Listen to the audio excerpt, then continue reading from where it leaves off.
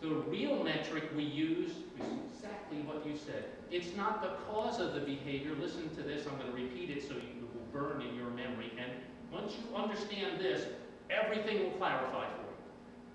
So I know it's getting a little late, so maybe you want to go to sleep a little. Hang in there. Gwen, just because you were my student before, how boring I can get. Is it like an addiction? Huh? Is it like... No, don't preach my sermon for me. All my questions are rhetorical. When I get on a roll, I don't want to stop. What is the real way to determine normalcy? It's not the cause. The cause is utterly irrelevant. I'm not even slightly moved to take alcoholism and normalize it, even if it's biologically caused. It's something else is the way we determine normalcy. What is it? What is it? What is it? Here it is. It's the behavior itself. The behavior itself. The behavior itself. Cause is irrelevant. The behavior itself dictates to us whether that's normal behavior, that's normal, natural, healthy, safe behavior, that's right in line with nature's intended use for those body parts, or we don't normalize it. Let me prove that to you. Why won't we normalize alcoholism? Because what this lady said over here, and if I knew her name, I could be nicer to her, but because this is self-destructive behavior. I'll just put SD to save time. Self-destructive behavior. And not only is it self-destructive to the person, but if they get behind the wheel, if they pick up a weapon, it's dangerous to other people. So what are we determining here? We're determining that whatever else is true about the cause, the behavior itself has a huge problem with it. We determine normalcy by the behavior itself. What about bestiality, just to take another example? Why won't we normalize that? Well, it's unnatural, wouldn't you say? Nature sort of proves that. The proof of the pudding is they can't procreate. Okay? By the way, can a same-sex couple procreate with their sexual behavior? No, they cannot. It's unnatural. This is unnatural.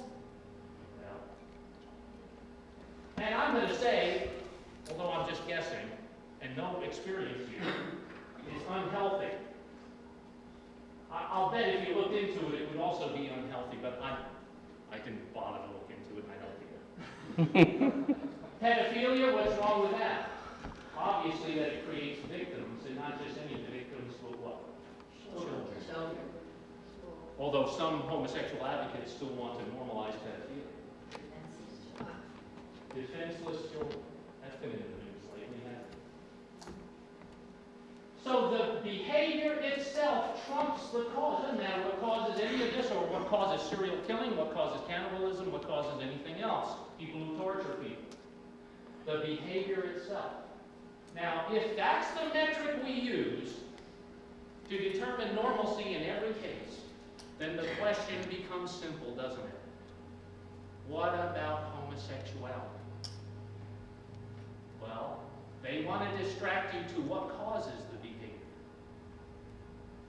The real issue is the behavior itself.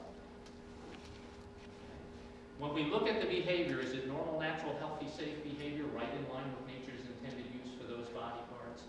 No, it is not. It's the opposite of every single one of those. It's abnormal, unnatural, unsafe, unhealthy, disgusting, aberrant, perverse behavior that is nothing more than an abuse, not a natural use, an abuse of the human waste system. Of all systems in the human body to abuse, you're going to abuse the human waste system. They get sick off of contacting one another's fecal matter. They get sick off of the bacteria involved in that. They ruin one another's sphincter muscles.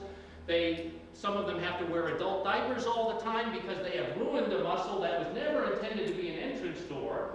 A friend of mine has said they're going in the outdoor. And this is the behavior they're telling you we have to normalize? Their argument is this behavior is just as normal as heterosexual behavior? When we look at the behavior itself, the only correct metric to use to determine normalcy, homosexuality, fails the test. Now let me ask you this question. In all of the one-sided propaganda that you have received on this issue, when have you ever heard the behavior itself discussed? as an aspect of determining whether we should normalize it. What they do is they take the behavior itself, they put it in a box, they wrap the box, they put it in a dark room, in a corner, under a bed, shut the door, shut the lights off, and slam it shut, and never bring up the issue of the behavior itself. Why? They distract you with all kinds of other arguments, including the cause of the behavior, that are utterly irrelevant arguments. Why are they hiding the behavior itself? Because nobody considering the behavior itself in their right mind would want to normalize that behavior. That's why. It's obviously a perversion. It's not normal behavior. It's abusive to the human body, and that's why the biological origin is utterly irrelevant. Now we're going to wrap this up now. The gay rights movement has never met its initial burden of proof. They have to prove to you that the behavior is normal. Why? Because, let me take this another step that we haven't said yet, and then we'll close, okay? I even have an illustration I'm leaving out because I think I'm going too long and boring right now. No. Okay, well, see, the pastor doesn't only take one person to say, oh no, I want to hear some more, and everybody else wants to go home, including me. And because I'm hungry, and the pastor says, oh, everybody wants me to go home. Well, we'll take it another step here. They have to prove to you that the behavior is normal, or the rights they are claiming are being abrogated don't exist. Okay, let me explain that. I know you're not grasping that right away because it's the first you've heard that. But let me give you an illustration. So this will clarify. Suppose I was an advocate for bestiality rights. And I think that people having sex with animals ought to be normalized. We ought to impose it on the military, teach it to our children in the public school, that this is perfectly normal behavior, that you're not to judge it. And a guy having sex with a goat ought to be considered a legal marriage in this country. Why would nobody accept that?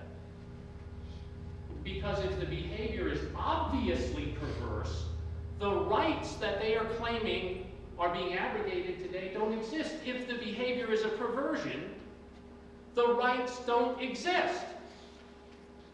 So what do they have to do? Convince you that the behavior of homosexuality isn't a perversion, despite all appearances to the contrary, that it's actually a behavior that is normal and just as normal as heterosexuality.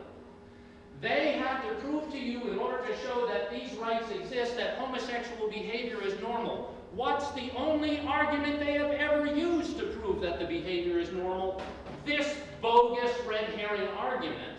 And they run away from the real proof of normalcy, which is the behavior itself. Do you see what I'm saying here? They can't even justify the existence of the gay rights movement unless they can prove to you that it's normal, and they only got one, and after that, they're out of bullets. The truth of the matter is that the Bible had it right from Romans 1 and earlier all along. It's an unnatural behavior. Romans 1 says it is against nature. Why do you not normalize the behavior? It doesn't matter what the cause is. That's a distraction.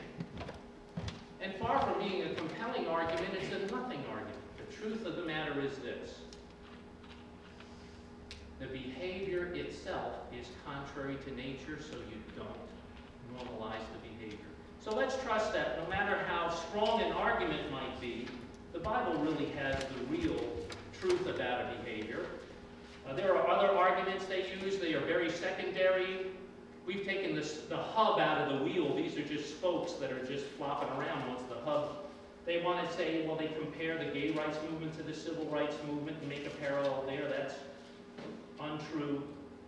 They want to say you have a psychological problem if you don't normalize this behavior. I say they have a psychological problem for wanting to normalize this behavior. They say you're uncompassionate, intolerant if you don't accept this behavior. I say the only compassionate thing to do with anybody who's engaged in a perversion is to encourage them to stop. Not try to convince the whole society that it's not a perversion.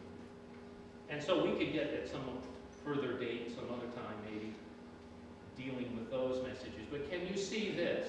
That once you take this away, they have nothing. They have no cards. They're out of bullets. They're out of ammunition. And we hold all the cards. Let's pray.